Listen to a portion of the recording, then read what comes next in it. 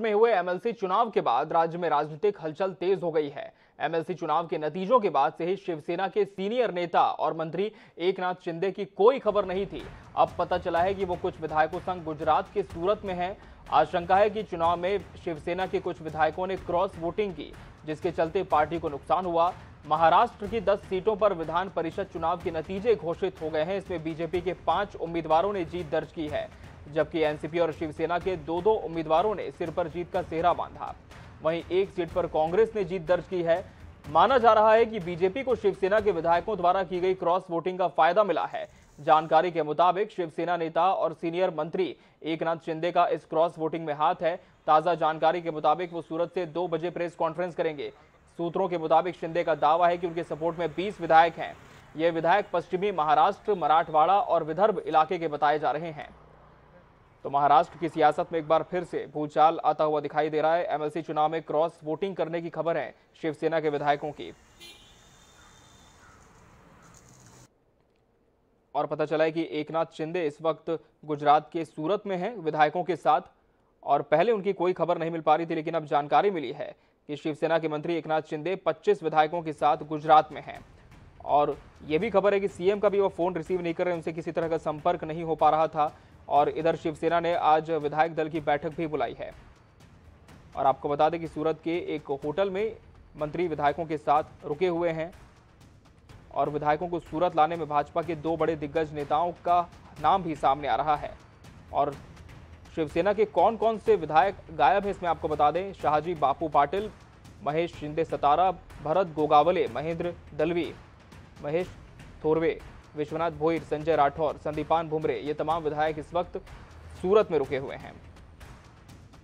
और महाराष्ट्र में शिवसेना के 15 विधायक बागी हुए तो सरकार भी गिर सकती है। ऐसे में सरकार पर भी संकट है, ये भी एक सवाल बना हुआ है। महाराष्ट्र में एमएलसी चुनाव के बाद राजनीतिक हलचल तेज हो चुकी है। तो महाराष्ट्र में एमएलसी चुनाव के बाद राजनीतिक हलचल इसलिए भी तेज हो चुकी है क्योंकि मंत्री एकनाथ शिंदे लगभग 25 विधायकों के साथ इस वक्त महाराष्ट्र में नहीं है, गुजरात के सूरत में है। और विधायक टूटे तो सरकार को खतरा भी हो सकता है। ये भी एक बड़ा संशय उद्धव सरकार पर बना हुआ है कि कांग्रेस कैंप में भी नाराजगी की खबर है। वहीं शिवसेना विधायकों के क्रॉस वोटिंग की भी खबर है। और इस वक्त हमारे साथ मुंबई से वरिष्ठ संवाददाता अरविंद सितोले जुड़ चुके हैं। अरविंद, क्या जानकारी मिल पा रही है मंत्री एकनाथ शिंदे के संबंध में? बताया जा रहा है कि 25 विधायकों के साथ गुजरात के सूरत में है, क्या बागी हो गए हैं, इसकी पुष्टि हो चुकी है?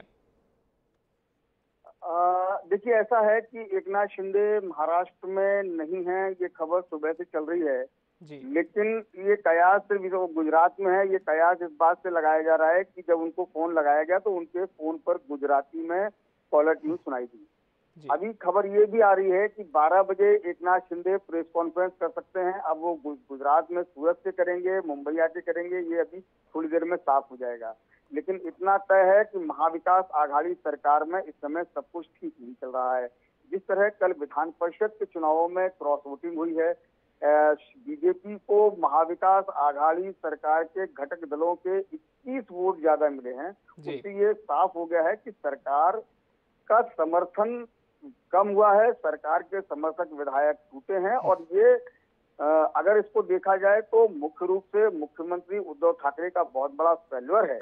और जिस तरह से उनकी अपनी ही पार्टी के नेता एकनाथ शिंदे की नाराजगी की खबरें आ रही हैं, ये शिवसेना में इतना जल्दी होता नहीं है। और अगर ऐसा हो रहा है तो इसके पीछे निश्चित रूप से कारण बहुत ज्यादा बढ़ रहे हैं। शिवसेना की अंदरूनी राजनीति इसके लिए बहुत बड़ा एक कारण हो सकती है।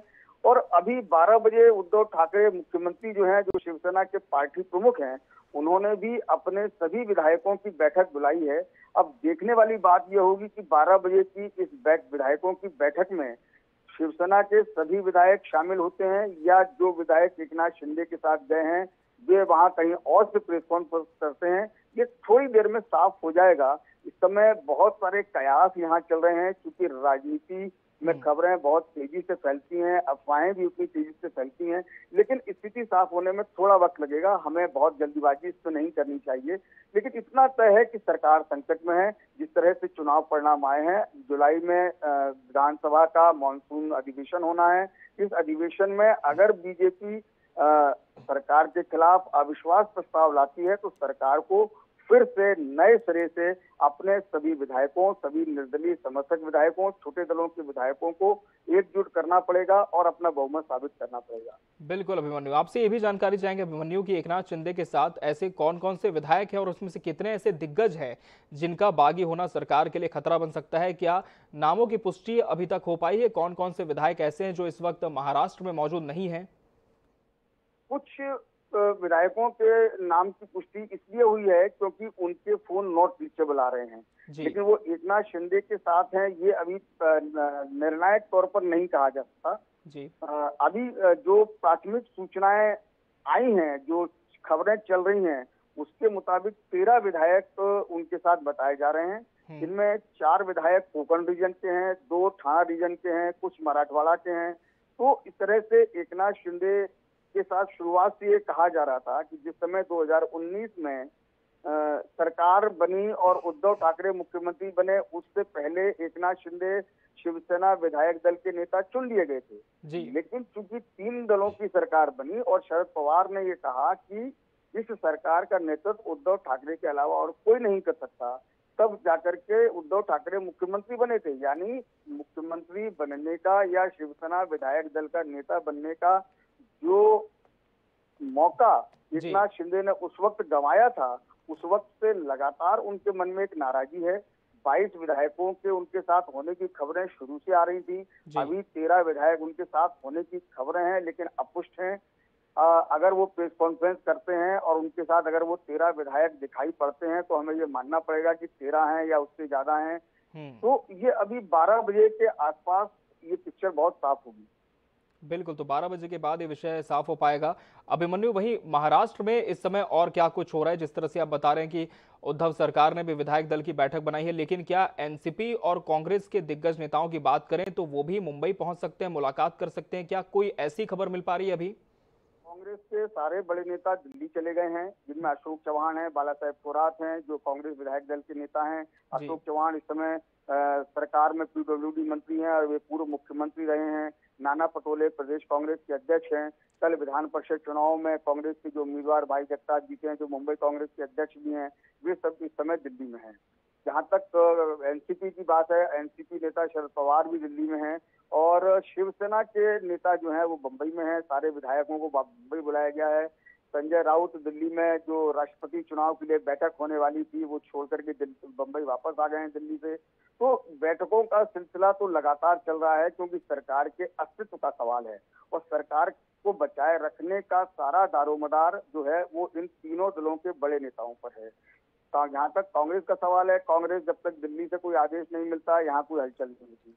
बाकी दोनों क्षेत्रीय दल हैं, शिवसेना और एनसीपी, जो यही स्थानीय स्तर पर निर्णय ले सकते हैं। तो अभी इन सभी दलों की बैठकें चल रही हैं। सभी दलों के बड़े नेता आपस में पहले अपनी अपनी पार्टियों की कोर कमेटियों में विचार विमर्श कर रहे हैं और मुझे लगता है कि शाम तक महाविकास आघाड़ी की नेताओं की एक बैठक होगी और उस बैठक के बाद कुछ ज्वाइंट स्टेटमेंट आ सकता है। जी बिल्कुल अभिमन्यु, वहीं जिस तरह से आप जानकारी दे रहे हैं कि पुष्टि अभी तक सिर्फ 13 विधायकों की हुई है क्योंकि उनसे कोई भी संपर्क नहीं हो पा रहा है, लेकिन क्या ये 13 विधायक काफी होंगे सरकार को गिराने के लिए, संकट में लाने के लिए? महाराष्ट्र का जो नंबर गेम है अभिमन्यु, वो क्या कहता है? महाराष्ट्र का नंबर गेम ऐसा है कि देखिए, ये अभी 13 विधायकों के नॉट रीचेबल होने की खबर है, लेकिन जो संख्या आ रही है वो 22-24 तक आ रही है और अगर 22-24 तक अगर संख्या आती है तो और ये वाकई में अगर बीजेपी के संपर्क में है और अगर ये अपना अलग अलग गुट बनाकर विधानसभा में बैठते हैं या मुख्यमंत्री उद्धव ठाकरे ही अपनी तरफ से कोई फैसला ले लेते हैं, तब तो इस दो संभावनाएं बनती हैं कि एक तो महाराष्ट्र में राष्ट्रपति शासन भी लग सकता है तो अगर सरकार अल्पमत में आती है और उद्धव ठाकरे अपनी सरकार के संदर्भ में कोई बड़ा फैसला लेते हैं तो।